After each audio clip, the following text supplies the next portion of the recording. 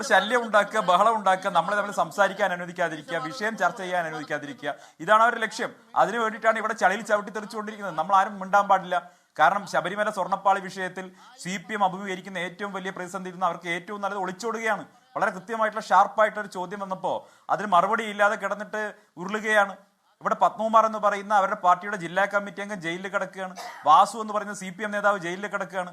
ഈ നിമിഷവും അവർക്കെതിരെ നടപടി എടുക്കാൻ പറഞ്ഞാൽ പോരെ, ഞങ്ങൾ നടപടി എടുക്കുന്നില്ല എന്ന് പറയാൻ പറ്റുന്നില്ലല്ലോ. അവർക്ക് ഈ വിഷയത്തിൽ ഒളിച്ചോടാനാണ് താല്പര്യം. ശബരിമല സ്വർണ്ണപ്പാളി വിഷയം CPM-ന് കനത്ത പ്രഹരം ഏൽപ്പിച്ചിട്ടുണ്ട് എന്നുള്ളത് വസ്തുതയാണ്. കേരളത്തിലുടനീളം ഇത് സംഭവിച്ചിട്ടുണ്ട് ഈ തെരഞ്ഞെടുപ്പിൽ. അതിൽ നിന്ന് ഇനി എങ്ങനെ അവർക്ക് വഴിമാറി നടക്കാൻ പറ്റും? ഇത് അന്വേഷിച്ചത് അവരുടെ പോലീസാണ്. ബഹുമാനപ്പെട്ട ഹൈക്കോടതിയുടെ മേൽനോട്ടത്തിലാണ് അന്വേഷണം നടന്നിട്ടുള്ളത്.